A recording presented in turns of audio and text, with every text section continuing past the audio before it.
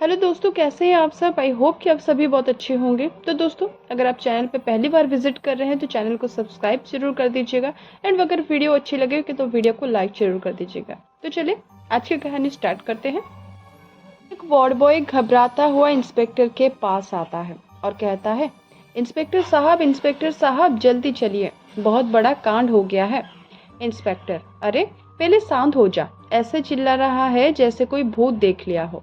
Ward boy, उससे भी बुरा देखा है, जल्दी चलिए और अपनी आंखों से खुद देख लीजिए। वार्ड बॉय इंस्पेक्टर को मुर्दा घर में ले जाता है जहां पर कई बदबूदार लाशें रखी गई थी। इंस्पेक्टर, अरे तो मुझे इस सड़ी हुई लाश की बदबू सूंघाने लाया है, इसलिए तेरे पसीने छूट रहे थे। वार्ड बॉय, इंस्पेक्टर साहब आप गुस्सा करने से पहले जरा इन लाशों को देख लो।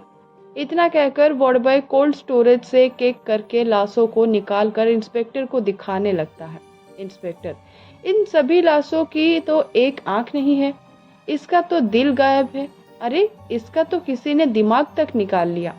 वार्ड बॉय कोल्ड स्टोरेज से लाशों को निकालने जा रहा था, जिसे देख इंस्पेक्टर के पैरों तले जमीन खिसक गई। इंस्पेक्टर, मरने के बाद किसी की लाश के साथ ऐसा हैवानियत कौन कर सकता है। अरे ये मुर्दा घर नहीं बल्कि हैवानियत घर होना चाहिए। और कब से चल रहा है ये, तुमने पहले किसी को इसके बारे में कुछ बताया। वार्ड बॉय, जिसको भी बताता वो लोग मेरा ही मजाक उड़ाने लगते हैं। पर इंस्पेक्टर साहब, इन सब के अलावा एक बात और है, जिन जिन लाशों के अंग गायब किए गए हैं वो लाश रात 12 बजे निकल जाती है और 4 बजे वापस आती है। इंस्पेक्टर, ये क्या नई बकवास शुरू कर दी तुमने। अब भला लाश कैसे चल सकती है, तुमने शायद कोई बुरा सपना देखा होगा। वार्ड बॉय, तो अब आप मेरा भी मजाक उड़ाने लगे। लेकिन इंस्पेक्टर साहब ये सब सच है, और अगर आपको यकीन नहीं आता तो आज रात आप खुद इस जगह पर रुककर देख लीजिएगा। इंस्पेक्टर और वार्ड बॉय मुर्दा घर के अंदर 12 बजने का इंतजार कर रहे होते हैं कि तभी 1 घंटे की आवाज से सारा मोहल्ला सुनसान हो गया। घड़ी में 12 बज चुके थे, जिसे देख वार्ड बॉय और इंस्पेक्टर की धड़कनें थम सी गई थी। दोनों की नजरें कोल्ड स्टोरेज पर टिकी थी। तभी अचानक से एक एक करके कोल्ड स्टोरेज से बॉक्स खुलने लगे। वार्ड बॉय, देखा ना सर, मैंने कहा था ना, ये लाशें 12 बजे एक लाइन में कहीं जाती हैं। इंस्पेक्टर, पर ये सब जाती कहाँ है, चल पता लगाते हैं। दोनों लाशों का पीछा करने लगते हैं। इंस्पेक्टर, ये लाशें यहाँ इस तालाब में नहाने आती हैं, पर किस लिए ये कोई नहीं जान सकता, और ये सब कौन करवाता है, पर अभी इन सभी से इसका पता लगा कर रहूंगा। वार्ड बॉय, चलिए इंस्पेक्टर साहब, इन लाशों को लौटने का वक्त हो गया है, हमें अब यहाँ से चलना चाहिए। अगले दिन इंस्पेक्टर एक हवलदार को अपने पास बुलाता है और उससे कहता है, इंस्पेक्टर माघेराम, पिछले 1 महीने से अमरनाथ मुर्दा घर में जितनी भी लाशों का जमा किया है, मुझे उन सब की लिस्ट चाहिए, जल्दी लेकर आओ। माघेराम अमरनाथ मुर्दा घर की सारी फाइलें ले आता है। माघेराम, ये लीजिए सर, उन सारे लोगों की फाइल जिनको अमरनाथ मुर्दा घर में रखा गया है। इंस्पेक्टर फाइल को देखता है और तुरंत माघेराम के साथ वार्ड बॉय के पास जाता है। इंस्पेक्टर, माघेराम, हथकड़ी पहना इस मुजरिम को, इसने जो जुर्म किया है उसके लिए इसको फांसी भी हो जाए वो कम है। वार्ड बॉय, इंस्पेक्टर साहब, मुझे अरेस्ट क्यों कर रहे हैं, आखिर मेरा जुर्म क्या है।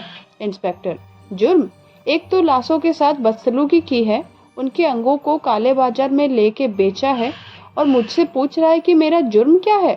लॉकअप में 4 डंडे लगेंगे तो तोते की तरह सब बोल पड़ेगा। हवलदार, सर गेंडे की खाल लेकर पैदा हुआ है, इसको मार मार कर मेरे पसीने छूट गए, लेकिन मजाल है जो ये एक अक्षर भी बोल दे। मैं तो थक गया, अब आप ही करो इसके साथ जो करना है। इंस्पेक्टर खड़ा होता है और वार्ड बॉय से सच उगलवाने के लिए जाता है। इंस्पेक्टर, देख मुझे पता है तेरा बाप इन सब के पीछे है, मैंने बहुत सी फाइलें में तेरा और तेरे बाप का जिक्र पढ़ा है, इसलिए अब सीधे से अपने बाप का पता बता, वरना मैं मारूंगा नहीं, सीधे मार ही डालूंगा। वार्ड बॉय, हा हा हा, आखिर तुझे पता चल ही गया। लेकिन इंस्पेक्टर, जैसा तू सोच रहा है ये खेल उससे बहुत बड़ा है, और हम पाप नहीं पुण्य का काम कर रहे हैं, पुण्य का। हा हा हा। इंस्पेक्टर, कैसा खेल? आखिर तुम कहना क्या चाहते हो? साफ साफ बोलो।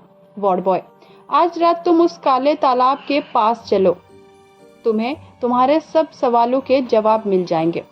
इतना कहते ही वार्ड बॉय इंस्पेक्टर को कड़क स्माइल देता है और खुद ही रिवॉल्वर का ट्रिगर दबाकर अपना सर उड़ा लेता है। वार्ड बॉय को खुदकुशी करता देख इंस्पेक्टर डर जाता है। हवलदार, सर, रात के 1 बजे हम सीढ़ियों के पीछे किस गैंगस्टर का इंतजार कर रहे हैं?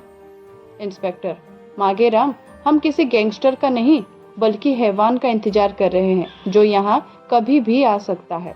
इंस्पेक्टर बोल ही रहा था कि तभी एक लाइन वाइज लाशें तालाब की ओर आती देखी, जिसमें सबसे आगे वार्ड बॉय की लाश चल रही थी।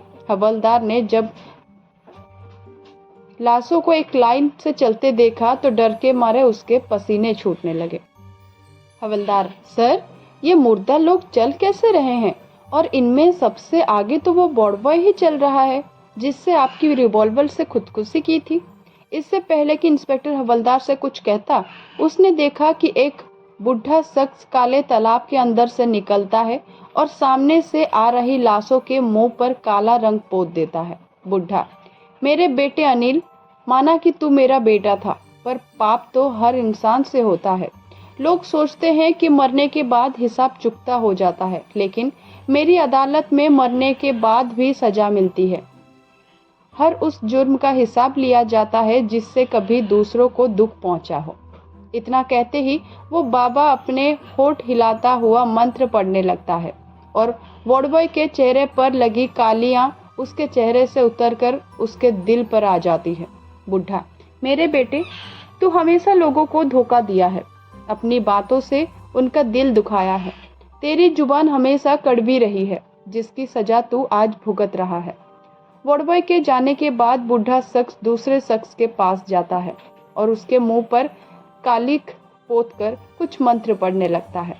लाश के मुंह पर लगी कालिक उसकी आंखें और दिल पर चली जाती है। अच्छा, तू तो बहुत पापी इंसान है।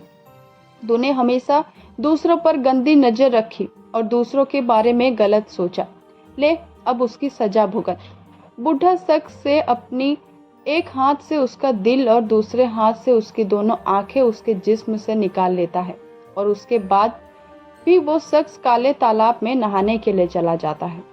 इतनी में इंस्पेक्टर और हवलदार झाड़िए के पीछे से निकलकर सामने आ जाते हैं। इंस्पेक्टर, बंद करो अपना ये घिनौना इंसाफ। अरे, तू होता कौन है इसको कर्मों का फैसला करने वाले? बुढ़ा, इंस्पेक्टर, तुम, लगता है तुमने मुझे पहचाना नहीं। मैं वही हूँ जिसको तुमने पकड़ा था और 20 साल की सजा दिलवाई थी, सिर्फ इस जुर्म में कि मैंने एक खूनी का खून किया था। अफसोस मुरारी, इंस्पेक्टर कहता है, तुम सजा काट कर भी नहीं सुधरे, लेकिन इतना जान लो कि कानून की नज़र में हर वो इंसान गुनहगार है जो कानून को अपने हाथ में लेगा, समझा? और लगता है इस बार मैं फिर तुझे सजा दिलवाऊंगा। बुढ़ा, अरे, सजा तो तब दिलवाएगा ना जब तू जिंदा बचेगा। जाओ, इंस्पेक्टर को मार डालो।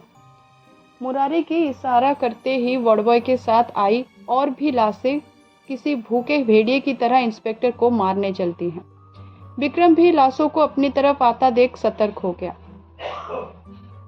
उसने तुरंत ही अपनी रिवॉल्वर निकाल ली और उन सभी के सर पर एक एक गोली मार दी, लेकिन उन लाशों को कुछ नहीं हुआ। वो इंस्पेक्टर की तरफ बढ़े जा रहे थे।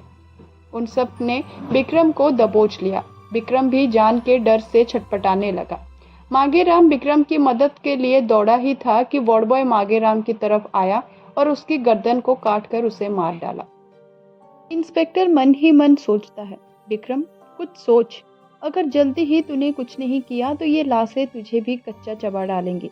विक्रम अभी बोल ही रहा था कि उसे लाशों पर वो काला रंग दिखा और अगले ही पल विक्रम ने वो काला रंग अपने चेहरे पर गूंथ लिया। बुढ़ा, ये क्या किया तूने?